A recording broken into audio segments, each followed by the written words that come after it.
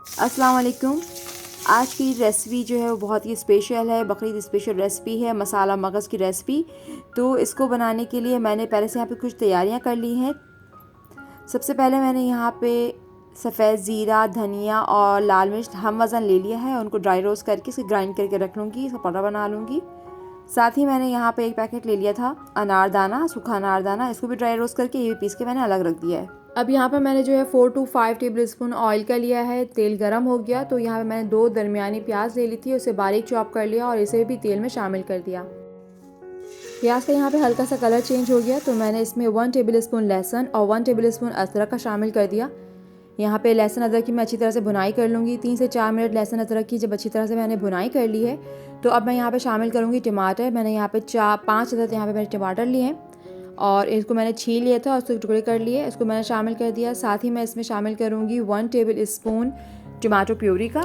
अगर आप चाहें तो इसे, ये ऑप्शनल है, अगर आप चाहें तो डालें तो इससे इसका रंग और जायका बहुत अच्छा आएगा। अब मैं यहाँ पे इस मसाले को जो है खूब अच्छी तरह से भुनाई कर लूँगी। साथ में थोड़े से ड्राई मसाले भी शामिल करूँगी। हाफ़ टी स्पून शामिल करूँगी इसमें हल्दी और 2 टीस्पून शामिल कर रही हूँ इसमें मैं यहाँ पे पिसी लाल मिर्च। साथ ही शामिल करूँगी 1 टीस्पून जो है पिसा हुआ धनिया, बस, और नमक हस्बे ज़रूरत, जितना आपकी मर्ज़ी हो आप उतना शामिल करें।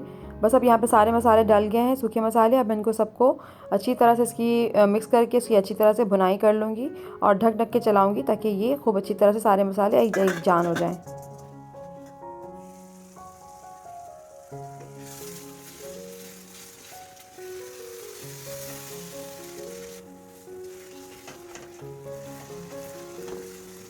अब यहाँ पर मसाला जो है वो अच्छी तरह से भुन चुका है, इसने तेल छोड़ दिया है और ये देखें खूब अच्छा मसाला तैयार हो गया है। अब यहाँ पे मैंने 1 किलो जो है गाय का मगज़ ले लिया था और इसे मैंने ठंडे पानी में डाल के इसकी जो सारी वेन्स थी, सारी रगें जो थी वो मैंने निकाल ली। अब ये साफ़ है मगज़ और बस अब मैं इसको मसाले में शामिल कर दूँगी और इसको अब मैंने यहाँ पे तेज़ आँच करके 3 से 4 मिनट इसकी अच्छी तरह से भुनाई कर लूँगी।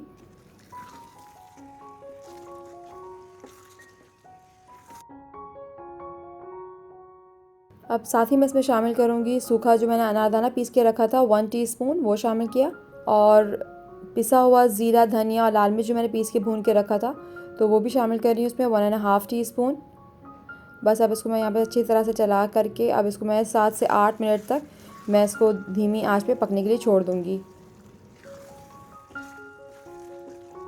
7-8 मिनट के लिए मैं ढक दे रही हूँ।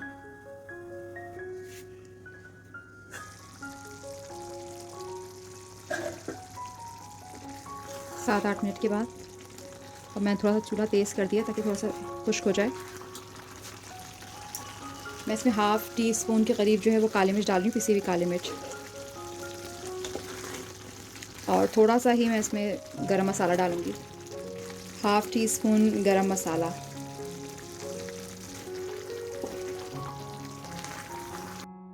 यहाँ पर मसालेदार मगज़ जो है बिल्कुल तैयार है।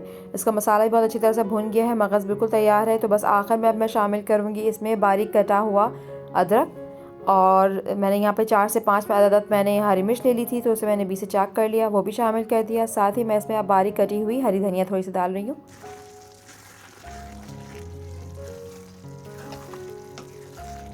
इसको मैंने 5 मिनट के लिए दम दे रही हूँ, 5 मिनट्स के लिए, और बस फिर रेडी है।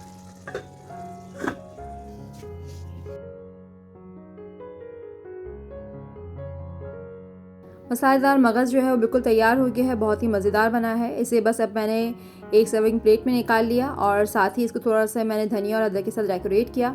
आखिर मैंने इसे अच्छा सा लुक देने के लिए एक चमचे में मैंने थोड़ा सा तेल लिया, उसे गर्म कर लिया। तेल गर्म हो गया तो मैंने यहाँ पे हाफ़ टी स्पून कश्मीरी लाल मिर्च का लिया, इसे फ़ौरन इसमें शामिल करके इसे चला लिया और मगज़ की जो प्लेट थी उसमें मैंने इसमें शामिल कर दिया है। मसालेदार भेजा जो है वो बिल्कुल तैयार है। इसको बहुत देखने में भी बहुत अच्छा लग रहा है और खाने में भी बहुत लजीज है।